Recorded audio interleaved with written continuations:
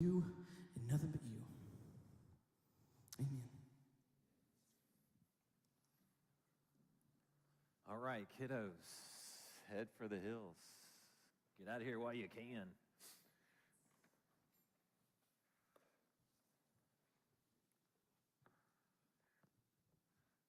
I feel like I've been on the disabled list for a week. Missing last week, I get out of the rhythm of preaching. I feel like I've been on the disabled list. I need a rehab start. All right, so ready to get back into it. Hey, we're gonna be in John 10. So we're gonna teach from John 10. I want to back up and pick up the story from John 9 that Austin did a great job with last week. Because you got to have the story before you can actually kind of process John 10. Because John 10 is all about the events of John 9. So I want us to just to kind of back up on this, make sure we have this. Because here's what I want you to do. When you study the scriptures, and we don't do this well. I just don't think we do this well. I think we read and we just read black and white. We just see words on the page and we read that. And a lot of times we get in this rhythm of, well, there's a chapter there, so I'll read this chapter and then I'll just stop right there, all right? But if you look at your text, look at John 9. Look at John 9 finishes up and then immediately John 10 starts with what? A quotation, which means what? Jesus was still talking, all right? So I don't know who made up all the chapters and verses, some guy in some council some long time ago. They said, hey, we need to make it where it's easier to find stuff. But whatever they did here with John 10, I think they messed up, all right? Because Jesus is still talking.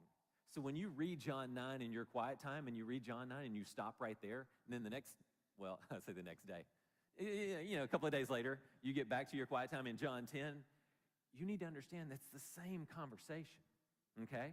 So let's be aware of that. And I want us to set up who is the audience. So we got to read John 9, which rolls right into John 10 so we can study and know what Jesus was saying, and more importantly, to whom he was saying it. Trust me, when you start reading the text that way, it's going to come alive to you. You're going to see the people Jesus is speaking to. You're going to see the people Jesus was teaching a certain parable to. When you see the audience, it changes everything and it brings it all to life. So I want us to be very careful to do that when we study the text. All right, so let's go back through John 9. We have Jesus. We're not sure if he's in Jerusalem or not. We don't have a good time stamp. We don't have a place stamp on this thing. It kind of rolls into it from John 7, 8, and 9, kind of roll into where it gives the impression we're still in Jerusalem. But whatever it is, Jesus is walking along and he comes across a blind man. Can I get the blind man picture up here on the screen? All right, because anybody else a visual learner? I'm a visual learner. Maps, if I can see a map, I got it, all right? You tell me turn left here and turn right at the tree and there's a dog there and don't turn there and I'm lost, all right? Give me a map, I'm good, all right? That's all I want to see. So I want you to be able to see this. So this blind man is sitting there. He's been blind since he was born, all right? And the people know him. The people in the village or whatever the city, wherever he was, the people know him and they've grown up with him. And they've seen him there all this time. And Jesus walks along and he sees this man, and the disciples immediately ask this question: who sinned so that this man was born blind? Was it him? Which I think is a really interesting question, because how do you sin and you're born blind because you sinned? You'll get it. Just take your time, all right? You see how that works? It doesn't really work out that well unless you're like in the womb doing crazy stuff, all right? The boys were fighting in the womb a lot, but I don't know if that counts as sin, all right? But was it his sin or was it his parents' sin that caused him to be born blind? And here's a problem in the church. We pretend like we're Hindu a lot of times, don't we? We have this karma thing, and we go, well, I did this, so God must be doing this to me. I did this, so God must be, and we import karma into our understanding of God, don't we? Some of y'all are going, oh, no, I would never do that. Yes, you do. Yes, you do. Because I know I do it sometimes. I go, hey, what's this going on? What did I do? Did I do something wrong? And let me be real clear on this. I think God clearly does discipline us. When we do wrong, God does discipline us as a good father would to his children. All right? So there are moments where God goes, look, you did this. I mean, you think about it. Moses didn't get to go lead the people in the promised land, did he? Why? Was that just God's sovereignty? No. God said, you screwed up. You did not let me show my holiness to these people, so therefore you're not going to lead them in. Now, is that karma? No, it's discipline. It's parental discipline. But I want us to be careful because we can so often shift into this, and karma dominates our thinking and doesn't allow for the sovereignty and the providence of God. All right, everybody with me on that? All right? Because that's when you're going to start missing out. Like I was saying, my friend who has cancer, he's just diagnosed with bile duct cancer a month ago, all right? And he's asked the question, why? What did I do? I said, this is not anything you did. I said, just understand God's trying to do something in and through your life. And maybe he's using this cancer to bring about certain things. So let's look at it and let's attack this thing in that way, all right? So sometimes it's just the providence of God saying, you know what? I want to show my glory through you. So I'm going to put you through this moment, and it's going to be difficult.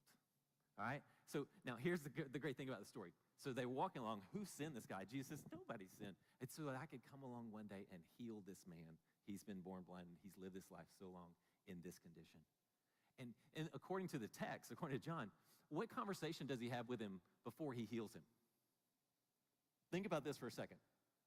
Because you're blind, and you're sitting there, and they're having this conversation over here, and all of a sudden, does Jesus go, hi, I'm Jesus, the Christ. Nice to meet you. I'm from Nazareth, all right? Would you like to be blind, be healed of your blindness? I'm going to do something here that's going to be a little odd. Did he have any conversation with him whatsoever in the text? So get this. Put yourself in blind guy's situation, okay? You're blind. You're sitting there. You're begging. All of a sudden, you hear, and then all of a sudden, something wet gets scrubbed on your eyes. Now, I don't know if Jesus said something and John just didn't record it, but that would be a little disconcerting to me, all right? If I hear that and I see that and I feel that, and then all of a sudden the guy goes, now go down to the pool of Siloam and wash your eyes, and you'll be able to see. Now, that's an odd experience, all right? But you know what? When you're blind, and you've been blind since you were born, what else are you going to do, right? I mean, it's not like, I got an appointment here. There's a guy come by here. He gives me a 20 every day at this time. No, he goes. And he comes back seeing. Now, he walks back into the scene, and he's like, hey, it's me, guys. And everybody's there treating him like it's the third person, all right? And the conversation is what? Isn't that the guy that was blind that sits here and begs all the time? And some people are going, no, I don't think it's him, all right? That's like me sitting here with Noah going, hey, Parker, have you seen Noah lately? I haven't seen him in a while. He hasn't been around much, right? And so we're having this conversation, and he's right here. And we're going, you remember Noah, right? All right? And so we're having this, and all of a sudden, the guy's going, it's me. Hello? It really is me. And they're like, no, it's not. You're not you. How could this have happened? And he goes, I don't know. Just sitting there, swipe, go wash it off, and now I can see. Now, here's the problem. And I think Jesus does this on purpose because I think Jesus had this spiritual gift of poking people, all right? He does it on the Sabbath. Now, what happens when you heal somebody on the Sabbath? Who gets their pencils out and starts marking out things? The Pharisees, all right? So the Pharisees get involved in this case. And they go so far as to invite the guy's parents in to find out what happened. All right? And the parents are afraid of the Pharisees. That phrase happens a lot in the Bible, doesn't it?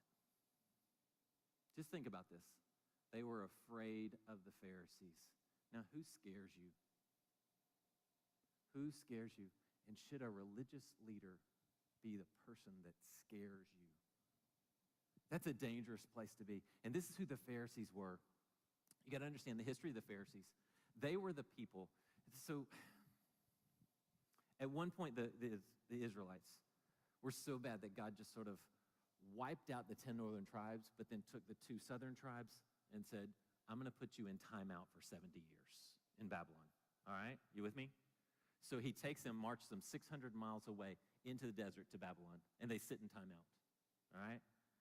In the middle of all of this, the priests don't have a temple to worship in. So what happens to their importance? Their importance drops. Ezekiel 34 is just devastating for for the priesthood. He says, you guys have left my people without any leadership whatsoever. And so the priestly class drops. But who ascends at this time? The prophets. The prophets start to become very prominent, and they say things like, thus saith the Lord, don't do this, be just, do this, don't do this. And so as the priestly class drops, the prophets start to pick up. All right? And their message is, don't do this because this is against God's will. Eventually that message turns into, don't do this because we don't want to go back to Babylon again. And they become sort of the hall monitors of Israel. All right? You remember that kid in class that always took your names down and wrote your name down if you were bad in class? Yeah, some of y'all were probably that person. Nobody liked you, okay? Nobody likes that person who writes down the names. I'm going to tell the teacher on you, all right? Pharisees, that's who they were. And they ruled with fear. They ruled over the people with fear. And it's a devastating thing. They eventually bring the man in, and they're like, tell us how this happened. Tell us how this happened. And they even accuse him of lying. At the end of the day, they kick him out of the synagogue. He is no longer allowed to come back into the fellowship. And this would be devastating. You've read in the Old Testament, it says, you shall cut them off from your people. That's essentially what they were doing. Now, I'm going to pick up in 9, verse 35. When Jesus heard that they had thrown the man out, he found him. Love that. Just got to stop there. What does Jesus do when the man gets kicked out of the synagogue, gets kicked out of the Pharisees' little club? Jesus goes and finds him. It's not like Jesus going, oh, well. He goes and he finds him. He found him and asked, do you believe in the Son of Man? Who is he, sir, that I might believe in him? Jesus answered, you have seen him. In fact, he is the one speaking with you. I believe, Lord, he said, and he worshiped him. Jesus said, I've come into this world for judgment. Or judgment, we get our word judgment from this idea of cutting something. We want to cut it in two. So Jesus says, I've come into the world to split this thing. All right? And here's how he splits it. In order that those who do not see will see. And those who do see will become blind. Ouch. So Jesus comes along and he takes the humble and those who do not believe that they are this spiritual, religious, blah, blah, blah. And he says, let me open your eyes. And he takes those who think they see everything and think they know everything. And he says, let me blind you.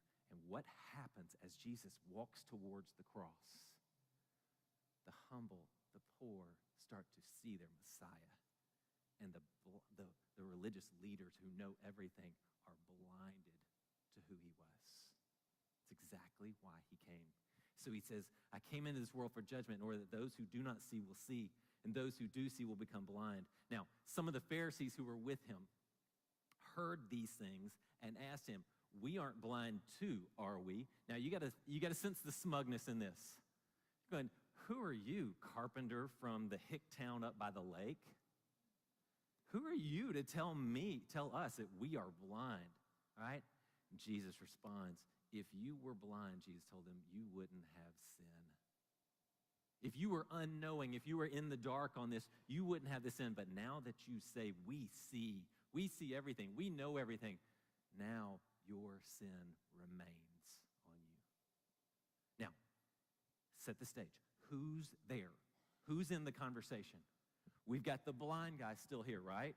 Because where else is the blind guy going to go? I mean, his parents essentially kind of disowned him and said, he's old enough, he can answer for himself. We're not getting in the middle of this. And he's been kicked out, cut off from the synagogue. So he's not allowed in there. So where else is he going to go? It's like I say, Mary Magdalene. Why was she at the tomb on the day of the resurrection? She had nowhere else to go. So he's there. And this little group of Pharisees is here. These people, the hall monitors, they write down the rules. You broke the rules. We're going to tell on you. Don't do that anymore, all right? They're here in this conversation. Now, what's Jesus going to talk about when he gets a situation where he has these two crowds, these two groups here? That's why we say, always know your audience. Always know who's in the audience. And he teaches them something, all right? Verse 10 says this, I assure you, the one who doesn't enter the sheep pen by the door, but climbs in some other way is a thief and a robber. The one who enters by the door is the shepherd of the sheep. The doorkeeper opens it for him, and the sheep hear his voice, and he calls his own sheep by name and leads them out. When he has brought all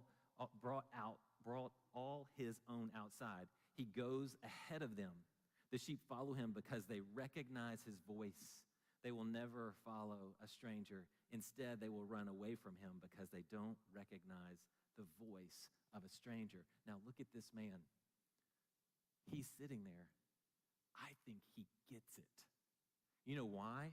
Because what do blind people use to recognize people? Do you see why we have to roll 9 into 10? Because Jesus starts talking about the sheep and the shepherd, and they hear his voice. And I think blind guys going, I know exactly what he's saying.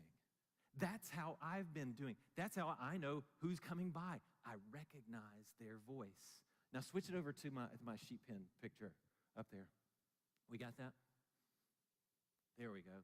Let's look at this thing. This is called an all-lane, all right? It's the Greek word for it. It's an all-lane, all right? Now, you're thinking, this is what a sheep fold or a sheep pen would be described as. And again, this is just an artist rendering. So they would have this sort of border around, a barrier around, so the sheep would go in, and there would be the door, and you have the doorkeeper there. Can you all see the doorkeeper?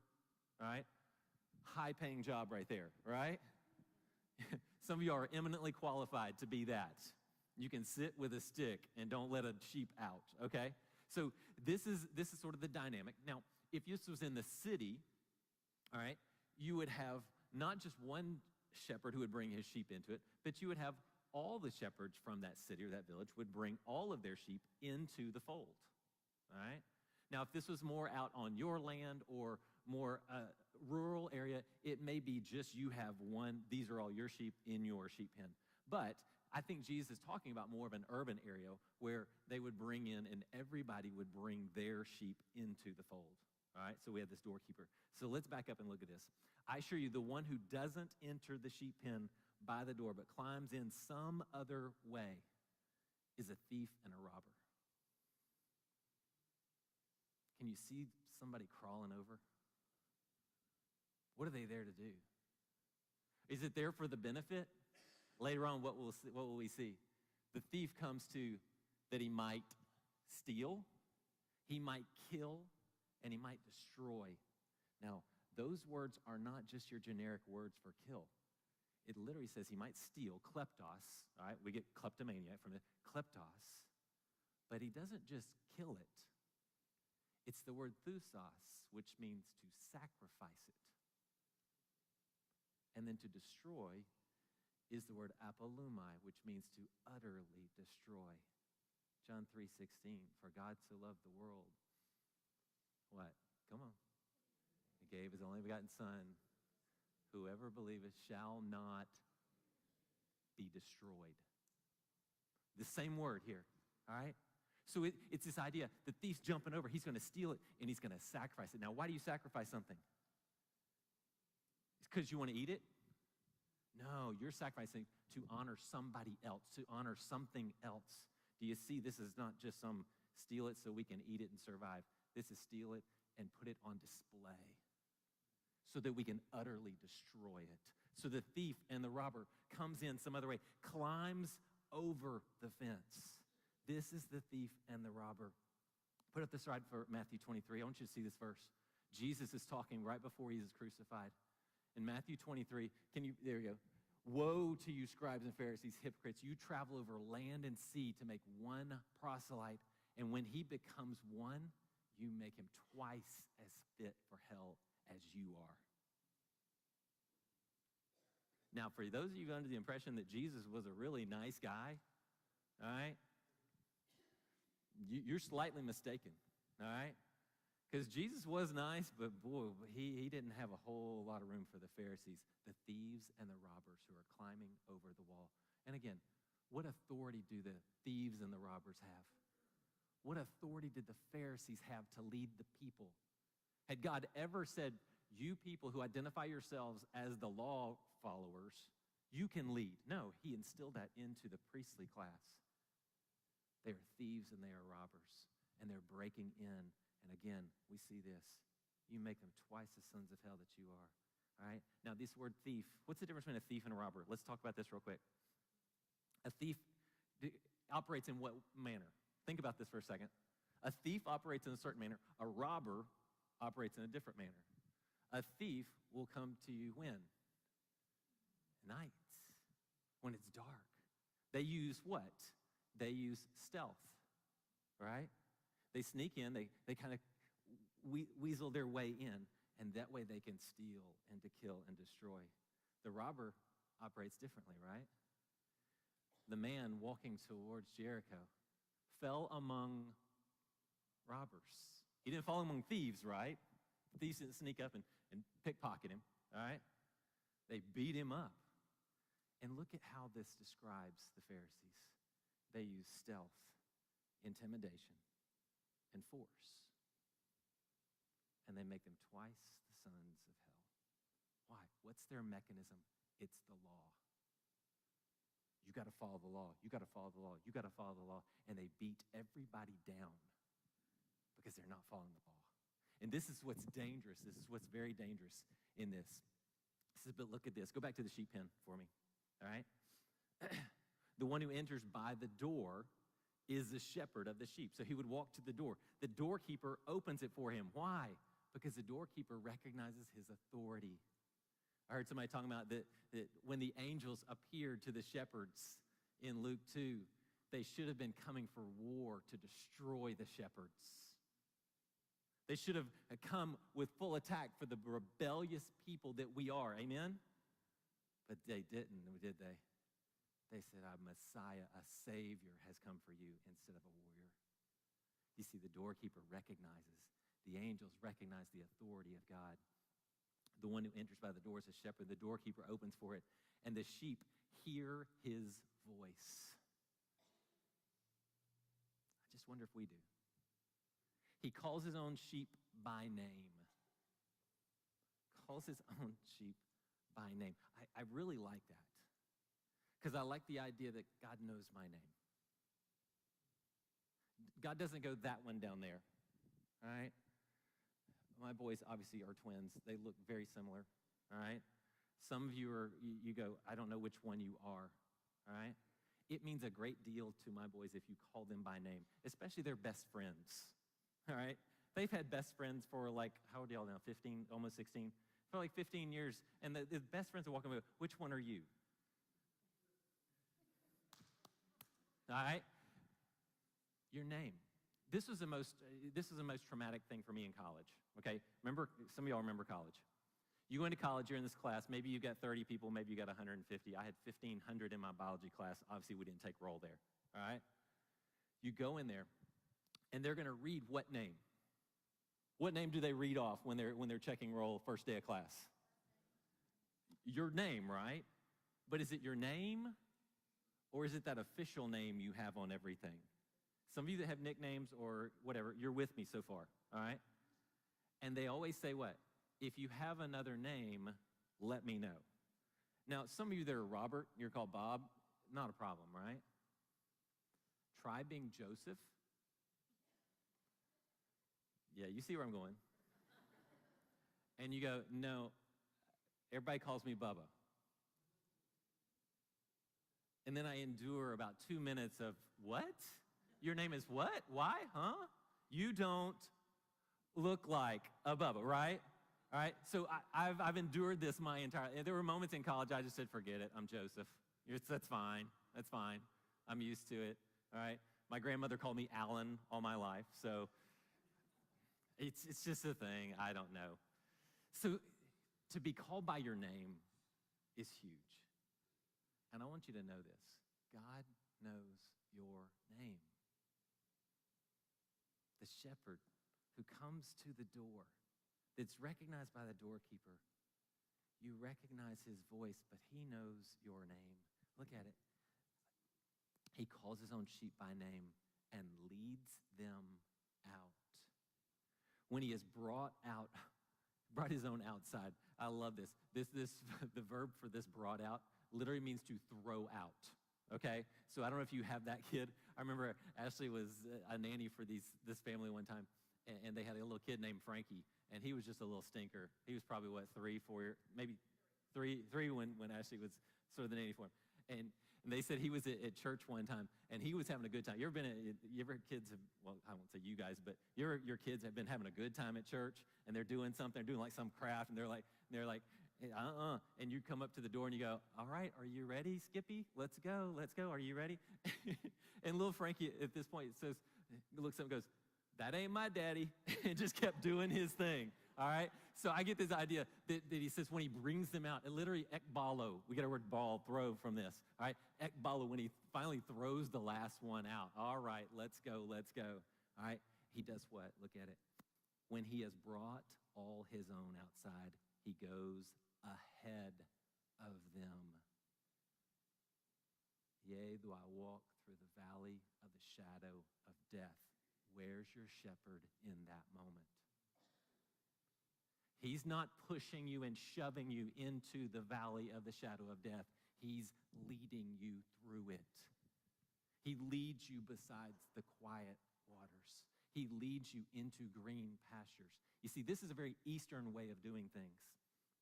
In the West, I think parenting, education, pretty much every field, we as the old people shove the young people into more and more and more. All right? Y'all with me? The Eastern way of doing things is follow me. I will walk ahead of you. You watch me and you learn.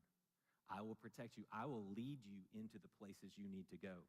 I will not shove you into it. And this is the way God works. And so he leads them out and he goes ahead of them. The sheep follow him because they recognize his voice. The sheep follow him because they recognize his voice. They see it. They hear it. Again, how does the blind man process recognition? Through his ears. How do the sheep? They hear him. How in the world do you live your life the way you do when you are recognizing the Son of God's voice and you claim to be following it? How do you end up where you end up? How do you have the conversations?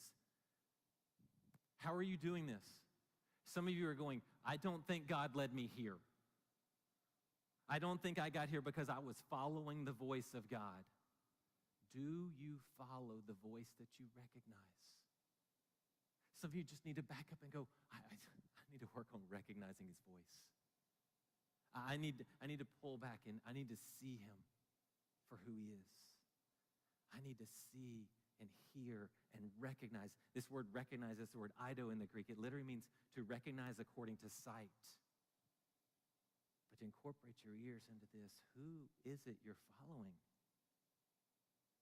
Do you recognize his voice? And you know, when we start talking about following Christ, I think we've got to get well beyond the 10 Commandments.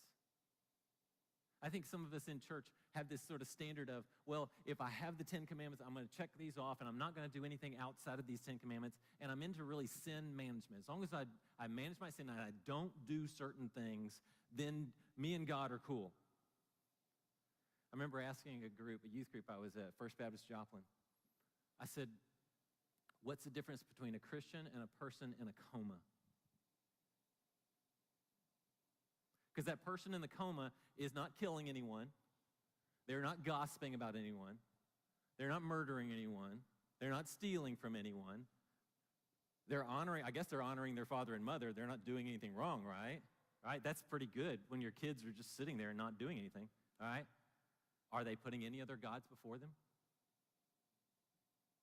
What's the difference between a Christian and a person in the coma? If all we're going to do is say, here's the standard, here's the list of rules that we follow, and we don't violate any of these, then we're all good with God. You see, I don't believe Christ calls any of us to follow into something that doesn't require anything of us. God is calling us, and if we're going to follow him, if we're going to hear his voice, he's going to call us into very interesting situations. Amen? Some of you who have your 10 Commandments checkbox, you have no idea what I'm talking about right now. Because you have this mentality of, as long as I follow the rules, I'm okay. As long as I don't, I'm all good. And you're not following Christ into anything. In fact, Christ is pretty much irrelevant to you. As long as I don't do anything bad, I don't really need to follow anyone. I don't need a shepherd. I've been doing this so long, I wouldn't recognize his voice even if he spoke out loud to me.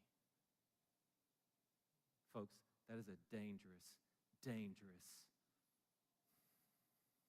I would dare say treasonous perspective. Because your Christ, the Son of the living God, is calling out to you through his Holy Spirit and daring you to go to the hard places. He's daring you to go into places you would never dream of yourself. He's daring you to go into the difficult place. Some of you won't even cross I-30. Now you laugh, but I'm deadly serious. Some of you will not even cross I-30 because you're too good for that. That is a frightening perspective. Let me tell you something. You want to be in the footsteps of Christ, you better cross I-30. Because I know what the need is at I-30. I know what the need is at Church Under the Bridge.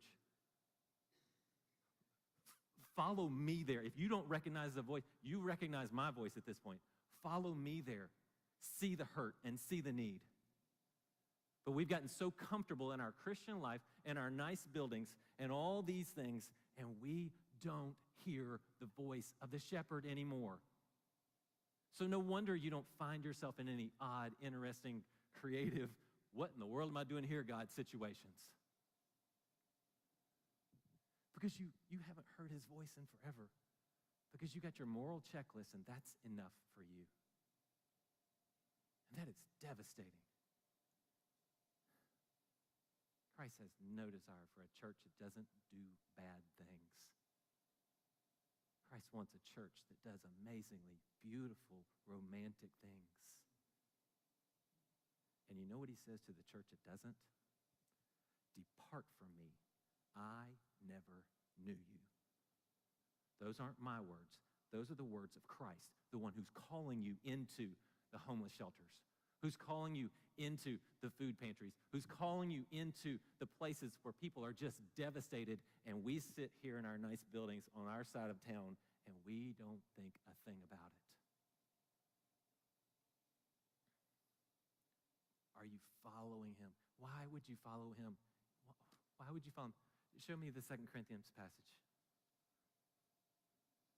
We got that? Look at this. Read this.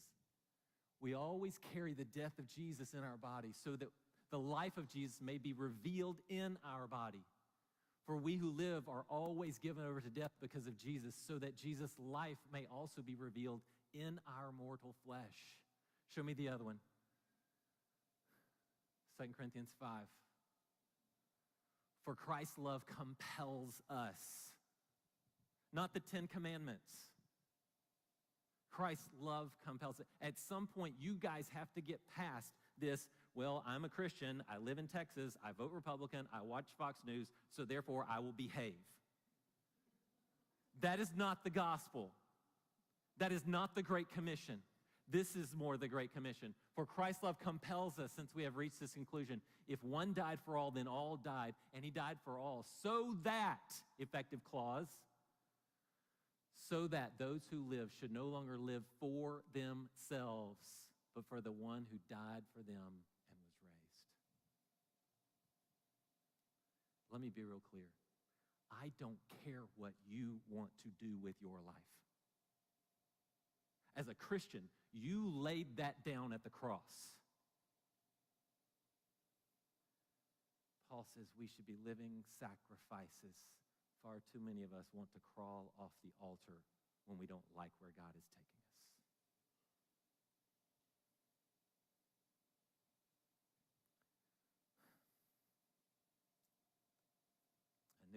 this great finish with the whole abundant life thing. And the Holy Spirit told me this morning, don't let them have it. Do not console them. Do not console them with, you will have abundant life. Because they're not following my voice. God won't let me give you the consolation that you will have life and you will have abundantly. He just told me no this morning. Because until we get to the point where we recognize his voice and follow him, until we get to that point, you will not have life, and you will not have it abundantly. You'll have it temporarily. You'll have it in little bursts of pleasure and joy, but you will not have abundant life. So I can't give it to you. I cannot read John 10:10 right now. They follow the voice that they recognize. Where is the voice of Christ, the Holy Spirit, going to take you this week? It's going to be crazy. It's going to be goofy. You're going to do things you're going, what? That's how you know Christ is speaking. You're going to do beautiful, amazing things as you recognize his voice and you follow him into beautiful, beautiful things. If you'll recognize his voice. Let's pray.